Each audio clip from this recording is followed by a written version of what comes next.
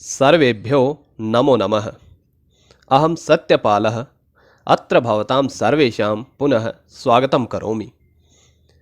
अद्य वयं दशमी कक्षायाः शेमुषी द्वितीयो भाग इति पुस्तकस्य प्रथमपाठस्य तृतीयं चतुर्थम् इति श्लोकद्वयं पठामः। पाठस्य नाम अस्ति शुचिपर्यावरणम्। शुचिपर्यावरणम् इस पाठ के हम तीसरे और चौथे श्लोक को इस भाग में पढ़ेंगे। इससे पहले वाले भाग में हम पहले दो श्लोक पढ़ चुके हैं, तो इस भाग में हम तीसरे और चौथे श्लोक को पढ़ते हैं, उनके प्रश्नों पर विचार करते हैं, उसकी व्याख्या हिंदी में सरलार्थ पर ध्यान देते हैं कि इस प्रकार से हम इस श्लोक को पढ़ें। तीसरा और चौथा आगम्यताम पठामः। वायुमंडलम भृशम दूषितम नहि निर्मलम जलम। कविः कथयति यत् एतत् वायुमंडलम, यत् वायुमंडलम अस्मान् परितः वर्तते, एतत् वायुमंडलम अस्माभिः भृशम दूषितम, अत्यधिकम दूषितम कृतम अस्ति, अत्यंत दूषित कर दिया है। बहुत अधिक दूषित हमने इस पर्यावरण को, अपने वायुमंडल को कर दिया है। नहीं निर्मलम जलम, निर्मलम जलम नहीं, निर्मल जल नहीं है, अर्थात स्वच्छम जलम, पेयम जलम, पीने योग्य जल, स्वच्छ जल, साफ पानी पीने के लिए नहीं, उपलब्ध ही नहीं है। कुत्रापि निर्मलम स्वच्छम पेय जलम नास्ति। कुत्सित वस्तु मिश्रितम भक्ष्यम, भक्ष्यम भोजनम यदपि वयं खादामः तत् भक्ष्यम भवति, यदपि भोजनम तत्सर्वम कुत्सित वस्तु मिश्रितम, अखाद्य वस्तु भी मिश्रितम वर्तते, अर्थात जिसको खाया नहीं जाना चाहिए ऐसी वस्तुओं से हमने मिला दिया है। पता नहीं किस किस प्रकार के हम भोजन में परिवर्तन करके उसको खा रहे हैं। समलम धरातलम, और धरातल हमने समल कर दिया है, मल सहित कर दिया है। मलेन सहितम इति समलम, मल युक्त कर दिया है, गंदा कर दिया है इस धरा के तल को। धरातलम धराया तलम, धरा के तल को, पृथ्वी के तल को हमने गंदा कर दिया है। करणीयम बहि अंतर जगति, बहि बाहर, अंतः अंदर, जगति जगत में, इस जगत में, अस्मिन संसारे, इस संसार में हमें बही बाहर जो हमें दिख रहा है, स्थूल संसार, स्थूल संसारे, अथच अंतः, अंतः अर्थात सूक्ष्म संसारे, सूक्ष्म संसार अर्थात हमारे विचार, अस्माकं विचारेषु अपि बहुशुद्धिकरणीयम, बहुशुद्धिकरणम करणीयम, बहुत शुद्धिकरण हमें करना है। अत्यंत शुद्धिकरणम आवश्यकम अस्ति पवित्र वातावरण के लिए। इसीलिए कहते हैं कवि के शुचि पर्यावरणम, पर्यावरण को हमें स्वस्थ रखना है, स्वच्छ रखना है, साफ रखना है। चतुर्थ श्लोक। कंचित कालम नयमाम अस्मात् नगरात बहुदूरम। कंचित कालम, कुछ काल के लिए, कुछ समय के लिए, नय ले चलो, माम मुझको, अस्मात् नगरात बहुदूरम, इस नगर से बहुदूरम, बहुत दूर। महानगराणां वातावरणम् अत्यन्तं प्रदूषितं जातम्, अतः माम अस्मात् नगरात् बहुदूरं कस्मिंचित् शान्तं स्थानं प्रति नयद, ले चलो। यत्र, जहाँ पर क्या होगा, प्रपश्यामि ग्रामांते निर्झर नदी पयः पूरम, प्रपश्यामि जहाँ देखूंगा, दर्शन करूंगा, ग्रामांते, ग्राम के अंत में, यानी गांव की सीमाओं पर, गांव के पास में, ग्रामस्य समीपम, निर्झर, निर्झर झरना, नदी, नदियां, पयः पूरम, और पयः, पयः अर्थात जलम, जल से पूरे हुए, यानी भरे हुए, जल से भरे हुए जलाशय इत्यादि को मैं वहां पर देखूंगा। तत्र अहम ग्रामस्य समीपे जलेन पूर्णम निर्झरम नदी जलाशयादिकम सुष्ठु पश्यामि। अच्छी तरह से देखूंगा। नेत्रे तर्पयामि, नेत्रों का तर्पण करूंगा। एकांते कांतारे, एकांत कांतार, कांतार वन होता है, वने।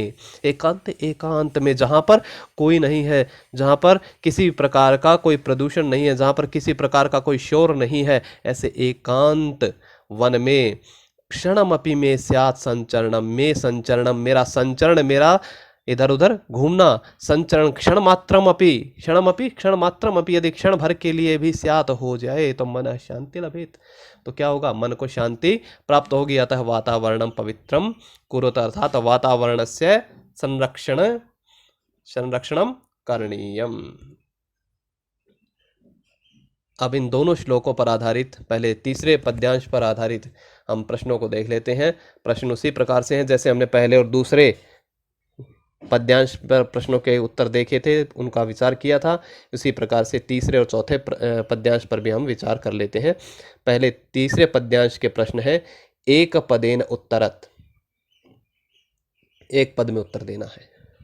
प्रथमः प्रश्नः अत्यधिकम दूषितम किम कृतम, अत्यधिक दूषित हमने क्या किया है। किम कृतम, वायुमंडलम, वायुमंडलम, उत्तर है वायुमंडलम।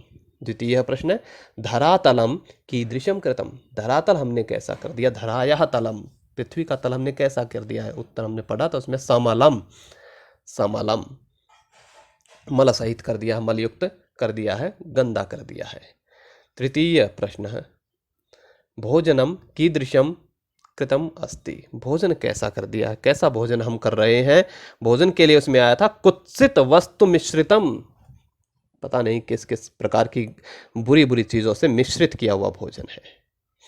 किम स्वच्छम जलम न उपलभ्यते, क्या स्वच्छ, किम स्वच्छम न उपलभ्यते, क्या स्वच्छ नहीं मिल रहा है, उपलब्ध नहीं हो रहा है। ऐसी क्या चीज है जो स्वच्छ नहीं मिल रही है। जलम नहीं, निर्मलम जलम कहा था, निर्मल जल नहीं है, स्वच्छ जल नहीं है, तो जलम।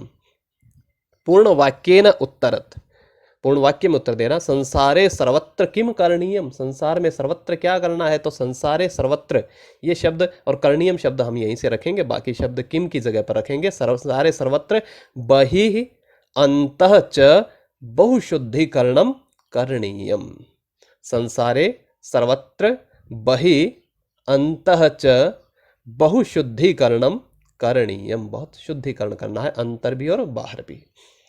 किम सर्वेभ्य निर्मलम जलम समुपलभ्यते, अगला प्रश्न है, अग्रिमः प्रश्नः किम सर्वेभ्यः निर्मलम जलम समुपलभ्यते, क्या सर्वेभ्य सबके लिए निर्मल जल उपलब्ध होता है। किम होता है, नहीं, तो उत्तर आएगा न सर्वेभ्य निर्मलम जलम न समुपलभ्यते, न सर्वेभ्य निर्मलम जलम न समुपलभ्यते। अब यथा निर्देशम उत्तरत है समलम धरातलम, दो पद दे दिए हैं। इति अनयो पदयो, इन दोनों पदों में किम विशेषण पदम वर्तते, विशेषण पद क्या है। धरातल एक स्थान का नाम है, पृथ्वी के तल का नाम है, नाम होने से वह संज्ञा है। संज्ञा और सर्वनाम प्राय पहले विशेष्य पद होते हैं, उसके बाद उनकी विशेषता देखी जाती है। धरातल की विशेषता क्या है, हमने कैसा किया है, समल किया है, मल से युक्त किया है, मलेन युक्तम कृतम, तो समलम इसमें विशेषण पद है।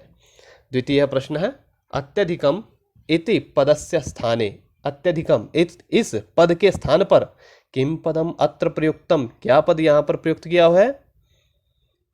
पहले ही दिया है वायुमंडलम के बाद अगला शब्द है भृशम, तो अत्यधिकम की जगह पर प्रयोग हुआ है भृशम। इसके साथ साथ एक बहुशुद्धिकरणम करणीयम, वहाँ पर बहु शब्द का भी प्रयोग हुआ है, वह बहु शब्द इसमें यहाँ पर उत्तर में आ सकता है। तीसरा प्रश्न है संसारे इति पदस्य किम समानार्थक पदम प्रयुक्तम, संसार का समानार्थक पद जगति, सप्तमी विभक्ति लगी हुई है संसारे में भी और जगति में भी। चतुर्थ प्रश्न कर्तव्यम इति पदस्य किम पर्याय पदम, कर्तव्यम का पर्यायवाची, पहले भी हम जान चुके हैं कि तव्यत और अनियर एक ही जैसे प्रत्यय होते हैं। तव्यत और अनियर दोनों एक ही जगह पर प्रयोग होते हैं। जहाँ पर अंग्रेजी में शुड का अर्थ का प्रयोग किया जाता है, चाहिए अर्थ प्रयोग होता है, वहाँ पर तव्यत और अनियर प्रत्यय का प्रयोग होता है। तो कर्तव्यम का समानार्थक या पर्यायवाची शब्द है करणीयम। निर्मलम इति पदस्य किम विशेष्य पदम पद्यांशे प्रयुक्तम। पद्यांश में क्या विशेष्य पद प्रयुक्त हुआ है? निर्मलम इस पद का। निर्मलम का विशेष्य, निर्मल का विशेष्य। निर्मल होना किसकी विशेषता लिखी है? जलम, जल की। पद्यांशे प्रयुक्तानि अव्यानि चित्वा लिखत है। पद्यांश में प्रयुक्त अव्यय चुनकर लिखें। इसमें देखें तो हम भृशम ये अव्यय है, न नहीं अव्यय है, उसके पश्चात बही अव्यय है, अंतः ये भी अव्यय है, तू ये भी अव्यय है और बहु ये भी अव्यय है।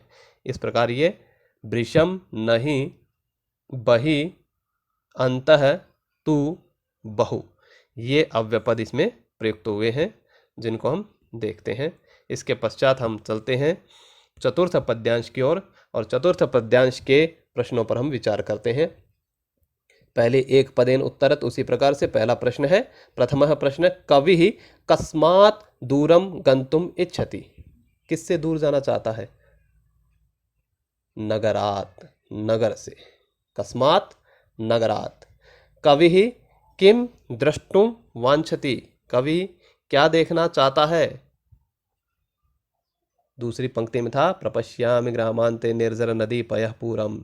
निर्झर नदी पयः पूरम। किम द्रष्टुम वांछति? निर्झर नदी पयः पूरम। कवि, तृतीय प्रश्न, कवि कीदृशे कांतारे संचरितुम इच्छति। कवि कीदृशे कांतारे, कैसे कांतार में, कांतार वन, कैसे कांतार में, कैसे वन में संचरितुम इच्छति संचरण करना इच्छति चाहता है। कैसा वन? एकांते, एकांते, एकांत वन में। तो उत्तर हुआ एकांते। पूर्ण वाक्य न उत्तरत, पूर्ण वाक्य में उत्तर देना है। पहला प्रश्न है कवि कुत्र किम च द्रष्टुम वांछति। कवि कुत्र कहाँ, किम और क्या, च और कहाँ और क्या देखना चाहता है। दूसरी पंक्ति में सीधा उत्तर है कवि, लेकिन लिखेंगे हम यहाँ उठाकर, इससे जो शब्द हैं उनको भी प्रयोग में लेकर आएंगे। कवि ग्रामांते, कुत्र? ग्रामांते, ग्राम के अंत में। किम? निर्झर नदी पयः पूरम द्रष्टुम वांछति। कवि ग्रामांते निर्झर नदी पयः पूरम द्रष्टुम वांछति। कवि नगरात् कुत्र गंतुम अभिलषति। कवि नगर से, नगर से सप्तमी पंचमी विभक्ति है, पंचमी विभक्ति में दूर जाना होता है, दूर होता है किसी भी स्थान से दूर होना। कवि नगर से कुत्र गंतुम इच्छति, कहाँ जाना, अभिलषति, अभिलाषा है, इच्छा है, कहाँ जाने की अभिलाषा है, बहुदूरम। कवि नगरात् बहुदूरम गंतुम अभिलषति। कवि नगरात् बहुदूरम गंतुम अभिलषति। यथा निर्देशम उत्तरत है एकांते कांतारे, दो पद दे दिए हैं। अनयोः पदयोः विशेष्य पदम किम अस्ति। अब समझ भी गए होंगे कि आप विशेष्य पद क्या ढूंढेंगे। विशेष्य पद होता है नाम या सर्वनाम। पहले नाम, नाम है कांतार, वन, तो कांतारे यहाँ पर विशेष्य पद है। कांतारे की विशेषता है, विशेषण पद है एकांते, तो कांतारे विशेष्य है और एकांते विशेषण है, परंतु आपको बताना विशेष्य पद है, तो आपका उत्तर हुआ कांतारे। द्वितीय प्रश्न, नगरात् इत्यस्य पदस्य किम विशेषण पदम पद्यांश प्रयुक्तम। नगरात् का विशेषण क्या है? थोड़ा सा कठिन आपको हो सकता है लगे, लेकिन उसमें है उसका विशेषण अस्मात्, इस नगर से। किस नगर से? इस नगर से, अस्मात्। तृतीय प्रश्न, तीसरा प्रश्न, कंचित इत्यस्य पदस्य किम विशेष्य पदम पद्यांश प्रयुक्तम। कंचित का विशेष्य पद, इस पद का विशेष्य पद क्या है? कंचित का कालम, समय, कुछ समय के लिए, कुछ समय, कितना? कुछ समय की विशेषता कंचित होना, कुछ होना, विशेषण पद हुआ कंचित, तो विशेष्य पद हुआ कालम। चतुर्थ प्रश्न, समीपम इत्यस्य किम विलोम पदम पद्यांशे प्रयुक्तम। समीपम का विलोम पद, दूरम सामान्य है तो समीप का दूर होता है तो दूरम इसका विलोम पद है, उल्टे अर्थ वाला है। स्यात् इति क्रियापदस्य किम कर्तृपदम पद्यांशे प्रयुक्तम। स्यात् क्रियापद है, इस क्रियापद का कर्तृपद क्या पद्यांश में प्रयुक्त हुआ है। स्यात्, स्यात् संचरणम स्यात्, किम स्यात् संचरणम, क्या हो संचरण हो, तो संचरणम इसका कर्तृपद है। छठा प्रश्न है मम इति पदस्य किम पर्यायपदम पद्यांशे प्रयुक्तम। मम का पर्यायवाची क्या प्रयोग हुआ। मम मेरा, में एक शब्द है में, उसका पर्यायवाची है वो, उससे समानार्थक है। मम का में भी बनता है। जब हम अस्मत् के रूप देखते हैं तो उसमें षष्ठी विभक्ति में मम और उसका विकल्प में भी बनता है। सातवां प्रश्न है आनय इति पदस्य विपरीतार्थक पदम किम पद्यांशे प्रयुक्तम। इसका विपरीतार्थक क्या पद प्रयोग हुआ है। आनय लाना, नय ले जाना। तो इस प्रकार ये चतुर्थ पद्यांश के प्रश्नों के उत्तर हैं।